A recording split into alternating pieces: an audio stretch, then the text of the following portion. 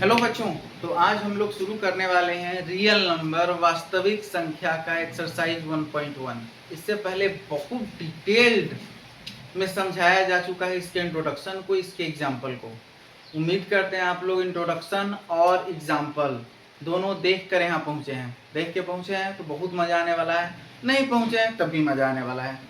चलिए शुरू करते हैं।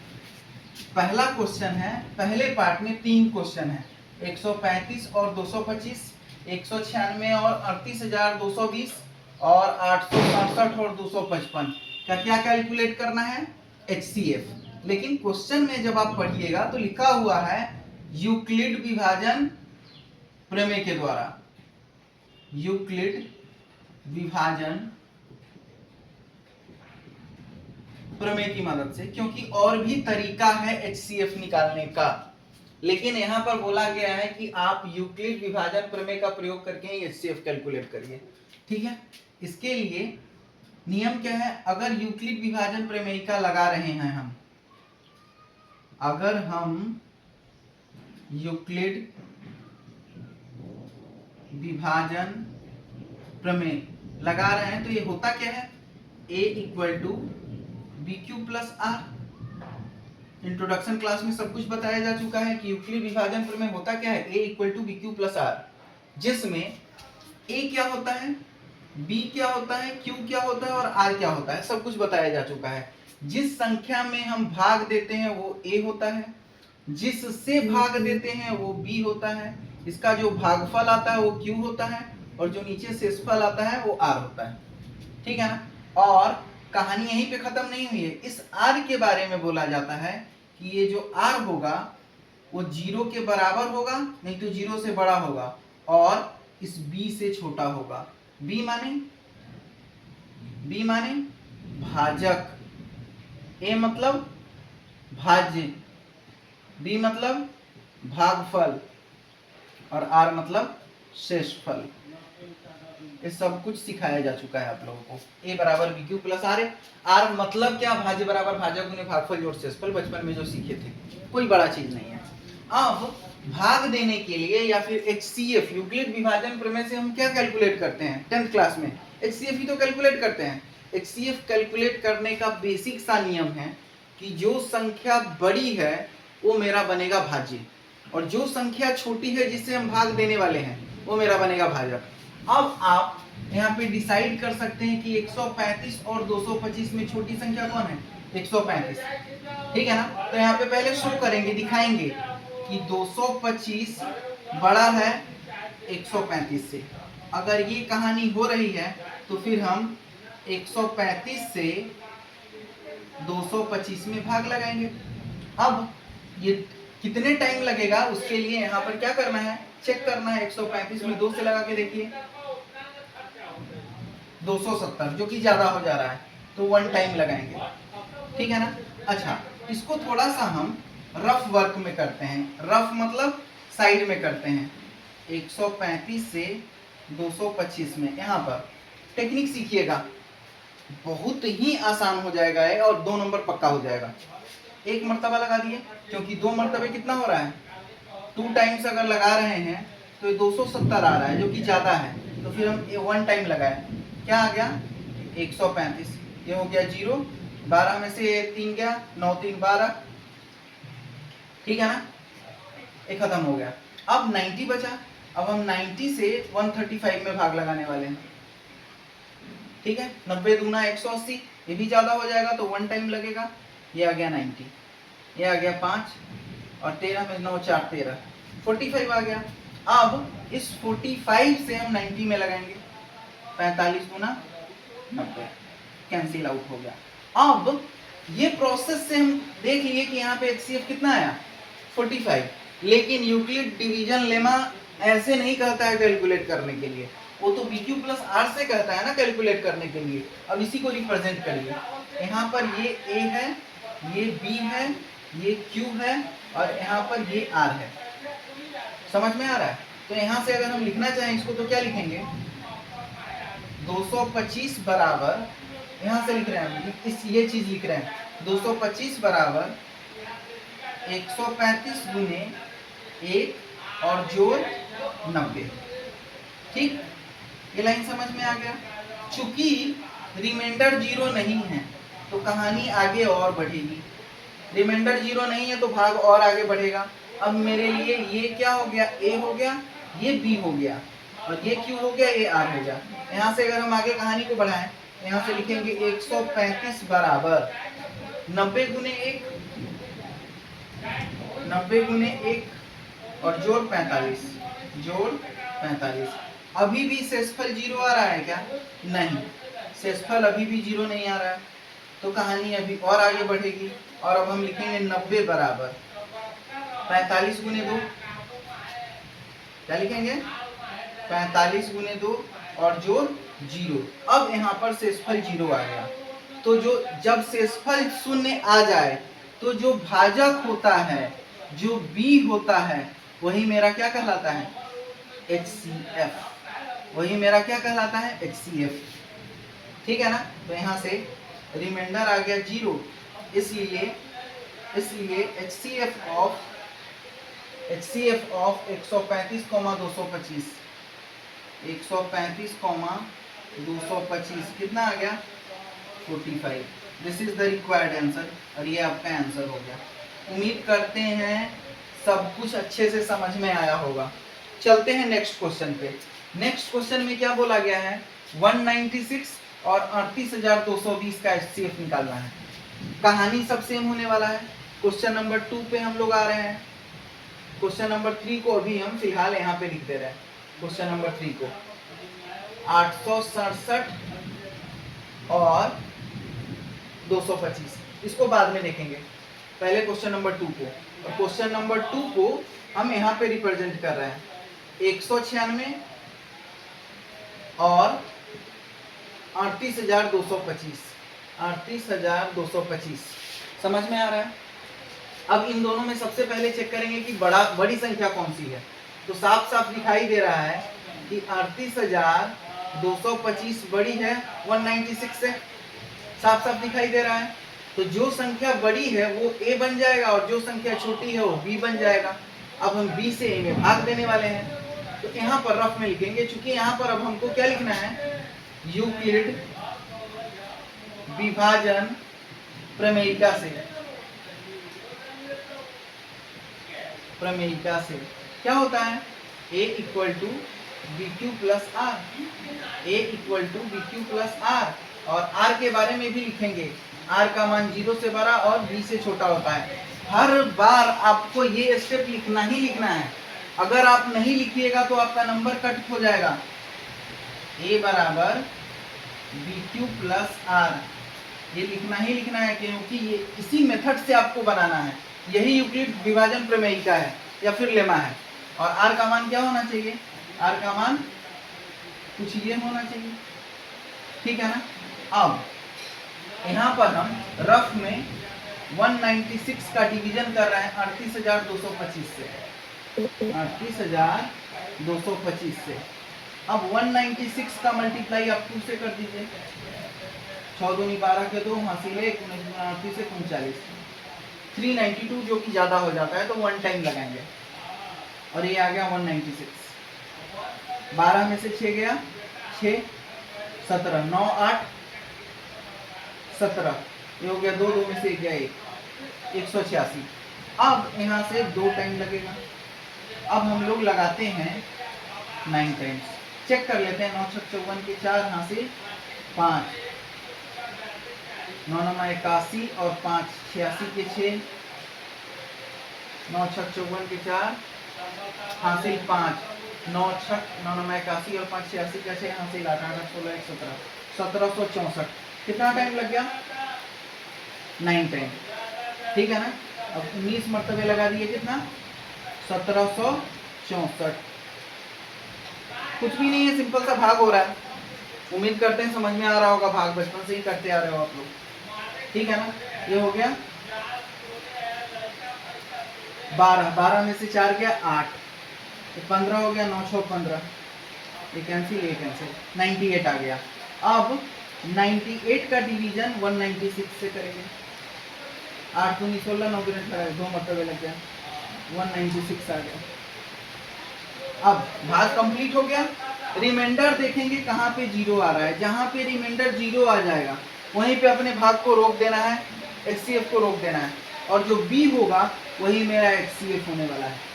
ठीक है, अब इसको इस पे लिखना कैसे है, A क्या है यहाँ पर 38,225, 38,225 बराबर B क्या है 196 इंटू Q क्या है 98 और प्लस R क्या है, रिमाइंडर कितना है 98।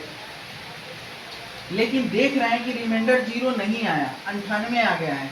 रिमाइंडर जीरो नहीं आया तो कहानी अभी और आगे बढ़ेगी, और इस बार हम लोग लिखेंगे 196 इक्वल टू 98 इंटू 2 प्लस 0। इस बार रिमाइंडर जीरो आ चुका है। अगर रिमाइंडर जीरो आ गया, अगर रिमाइंडर जीरो आ गया तो जो मेरा B है, जो मेरा भाजक है, वही मेरा HCF होगा। इसलिए HCF ऑफ किसकी संख्या का HCF पूछा है 196, 196 comma 38,225 equal to 98। This is the required answer, this is the required answer. Sorry 196 ये 45 196 एक डायरेक्टली कट रहा है क्या? एक बार let me check, answer check करते हैं एनसीईआरटी का 1.1 का।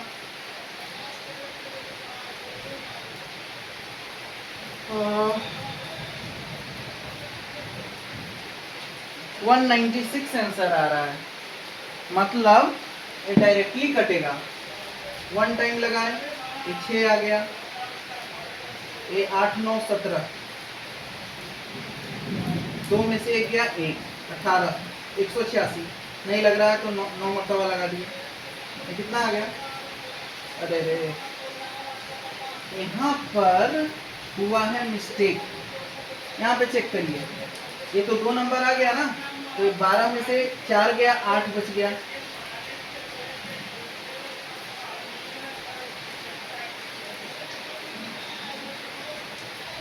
ये बच गया 15, 9 6 15 98, और यहाँ से क्या बच गया 5, 985 आ गया। कितना आ गया 985। अब 196 में हम लगाने वाले हैं 3 4 5 6 7, कितना से लगाए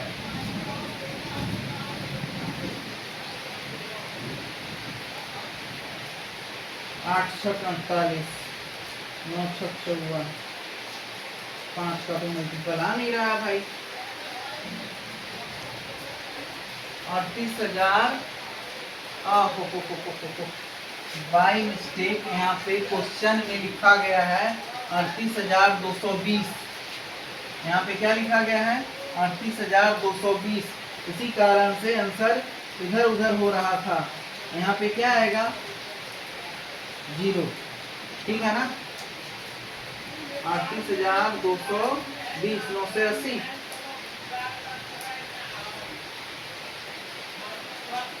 5 से लगाते हैं 196 में, 196 इंटू 5, 6 पंचे 30 हासिल 3, 9 पचे 45, 3 48 के 8 हासिल 4, 5 4 9, डायरेक्टली कट गया 5 से। और HCF कितना आ गया 196। हुआ क्या था कि यहाँ पर जो हम लोग क्वेश्चन लिखे थे वो था 38,220, और यहाँ पर गलती से 38,225 के कारण मेरा आंसर डिफरेंट आ रहा था एनसीईआरटी से। ठीक है, अब ठीक है, अगर हम क्वेश्चन में क्या ले लिए हैं 38,220, तो फिर आंसर कितना आ गया 196। कैसे आया? इतना लंबा चौड़ा प्रोसेस नहीं होगा, फिर यहीं पे रिमाइंडर 0 आ जाएगा। कैसे 196 इंटू 195 और प्लस 0, भाज्य बराबर भाजक गुणे भागफल जोड़ पर, यहाँ रिमाइंडर आ गया 0, तो फिर आंसर क्या हो जाएगा? इसलिए HCF क्या हो जाएगा?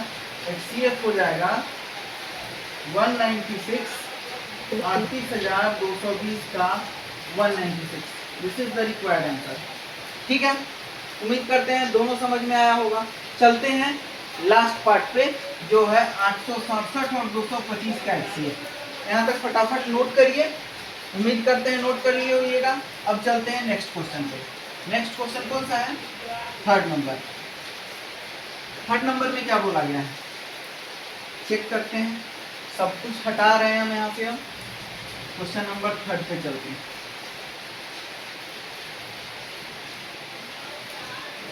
क्वेश्चन नंबर थर्ड में बोला है 867 और 225। तो यहाँ पे साफ साफ दिखाई दे रहा है कि जो 867 है वो बड़ा है 225 से, ठीक है ना। तो जो छोटी संख्या होगी उससे हम बड़ी संख्या में भाग देंगे, ठीक है ना। लेकिन हमको किस मेथड से बनाना है? यूक्लिड विभाजन प्रमेयिका के मेथड से बनाना है। तो लिखेंगे यहाँ पे यूक्लिड विभाजन लेमा से, ठीक है ना। A equal to BQ plus R। हर बार आपको ये लाइन लिखना ही लिखना है और इस R के बारे में भी बताना है कि जो R का मान होगा वो 0 से बड़ा होगा या 0 के बराबर होगा और B से छोटा होगा, ठीक है। अब यहाँ पर रफ में कहीं 225 का भाग 867 से दे दीजिए, ठीक है। अब कितना टाइम लगेगा? 4 टाइम लगा के देखिए क्या। 225 गुने 4, 5 का 20, हासिल 2, 4 दुनिया 8, 2 10 के 16, हासिल 1, 4 दुनिया 8 1 9, 900 आ जा रहा है, जो कि ज्यादा है। तो फिर निश्चित रूप से 3 मरतबा लगेगा। 5 की 1 15 के 5, हासिल 1, 3 दूनी 6 1 7, 3 दूनी 6 675। कितना मरतबा लग गया? 3 टाइम्स। और ये आ गया 675। 7 में से 2 घटा, 5 घटा 2, 16, 16 में से 7 गया 9, ये बच गया 7, 7 में से 6 गया 1, 192। अब इस 192 का भाग हम 225 से करेंगे। 1 टाइम लगेगा।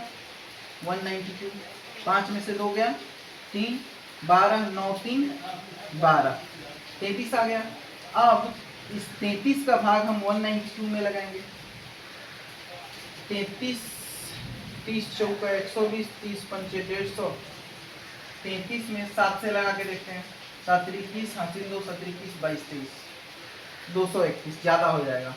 6 से लगाएं, 7 18 के 8, हासिल 1, 7 18 के 19, 198, ये भी ज्यादा हो जाएगा। 5 टाइम्स लगाते हैं। 5 की 15 के 5, हासिल 1, 5 की 15 16, 165। 5 टाइम्स लगा 165, 7 5 12, ये बच गया कितना? 6 2 8, 27, 7 3 10 12 करो, हाँ चलो 8, हाँ ठीक है। अब 27 में 33 से लगाएंगे। 27 से क्या है? 27, 7 6 13, 6 आ गया। अब 6 से 27 में लगाने वाले हैं। 6 से 27 में लगाने वाले हैं, ये भी कहीं ना कहीं अटक रहा है। 867 NCERT, भाई साहब गलत क्वेश्चन तो नहीं लिखे? 867 और, अरे भाई 225 नहीं है, 255 है। चलिए कोई इशू नहीं है, ठीक है ना। अभी हम इसको इस मेथड से बना दिए। एक और क्वेश्चन है, क्वेश्चन नंबर 3 ये नहीं है, मान लेते हैं अपने मन से लिया गया क्वेश्चन है, ठीक है ना, क्योंकि क्वेश्चन में 255 लिखा हुआ है। क्वेश्चन में 255 लिखा हुआ है, ठीक है। 255 से भी डिस्कस कर लेते हैं, कोई इशू नहीं है। अब यहाँ पे आ गया 6 और ये हो गया 27। तो अब हम 6 से 27 में भाग देने वाले हैं।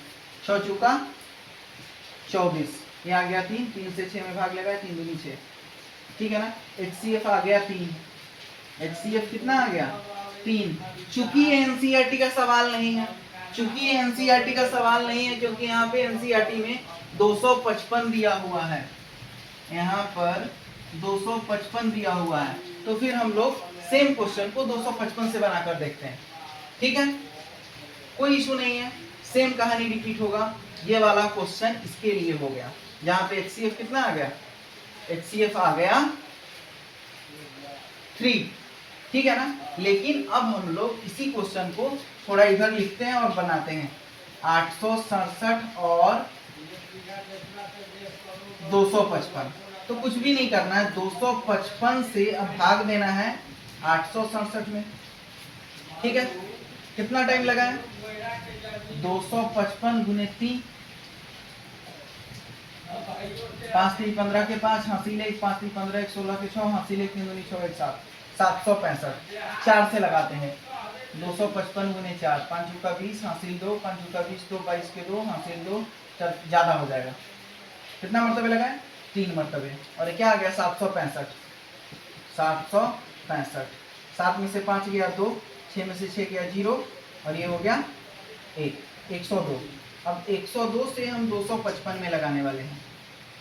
पहले पूरा भाग का काम कर लेना है। ठीक है, 102 दूना 204 हो जाएगा, तो 2 मरतबे लगा देते हैं। 4 0 2 204, ये आ गया 1 और ये आ गया 5, 81।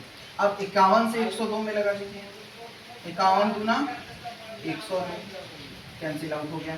HCF कितना आ गया? 51। लिखेंगे कैसे? यहाँ पर लिखेंगे सबसे पहले 867 867 बराबर बी का मान 255 गुने 3 और प्लस रिमाइंडर कितना आ गया? 102। रिमाइंडर 0 नहीं है बराबर, तो फिर कहानी अभी और आगे बढ़ेगा। ठीक है, और हम अब यहाँ पर आएंगे, ये 255 बराबर 102 गुने 2, 102 गुने 2 और प्लस 51। अभी भी रिमाइंडर 0 के बराबर नहीं है, कहानी अभी और आगे बढ़ेगा। अब हम यहाँ पे लिखेंगे 102 बराबर 51 गुने 2 जोड़ 0। यहाँ पर रिमाइंडर का मान 0 आ गया। जैसे ही रिमाइंडर का मान 0 आया, हम लोग b को चेक करेंगे कि b कितना है। b 51 है, यही मेरा क्या हो जाएगा? HCF। तो HCF of 867 comma 255 equal to 51। This is the required answer. Check करिए, कोई डाउट है तो। उम्मीद करते हैं कोई डाउट नहीं होगा। चलते हैं नेक्स्ट क्वेश्चन पे, क्वेश्चन नंबर 2 पर। इससे पहले फटाफट नोट करिए, फटाफट। अब आते हैं क्वेश्चन नंबर 2 पे। क्वेश्चन नंबर 2 में बोला गया है, सिद्ध कीजिए कि कोई भी धनात्मक विषम पूर्णांक 6q+1 या 6q+3 या 6q+5 के रूप में होता है, जहां q एक पूर्णांक है। ठीक है, इस टाइप का क्वेश्चन एग्जाम्पल में करवा चुके हैं। ठीक है ना, बहुत बेसिक है। बहुत बेसिक कैसे है सो समझिएगा। अगर हम यूक्लिड विभाजन प्रमेयिका का प्रयोग करें, यूक्लिड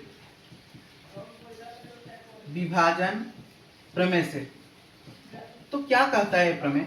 ये प्रमेय कहता है कि अगर किसी संख्या में अगर हम भाग दिए हैं, तो भाजक और भागफल का गुणनफल और प्लस रिमाइंडर का योगफल बराबर होगा भाज्य के बराबर। भाज्य बराबर भाजक गुने भागफल जोड़ शेषफल। और r के लिए बोला गया है कि ये 0 से बड़ा या 0 के बराबर होगा और b से छोटा होगा। अब यहाँ पर समझिएगा, यहाँ पर बोला गया धनात्मक विषम पूर्णांक होना चाहिए। कौन सा? 6+1, 6q+3, 6q+5। ये प्रूफ करके लाना है, जहाँ q क्या है? पूर्णांक है। ठीक है, तो अब हम लोग क्या करेंगे, a को मान लेते हैं कि एक विषम धनात्मक पूर्णांक है a। सबसे पहले आप लोगों को पहला स्टेप क्या लिखना है? माना कि a एक धनात्मक पूर्णांक है। a क्या है? एक धनात्मक पूर्णांक है। ठीक है, अच्छा, अगर ये धनात्मक पूर्णांक है तो इसमें हम किसी संख्या b से भाग देंगे। ठीक है ना, जिससे यहाँ पर कुछ q आएगा और यहाँ पर रिमाइंडर 0, रिमाइंडर कुछ आएगा, शेषफल कुछ आएगा।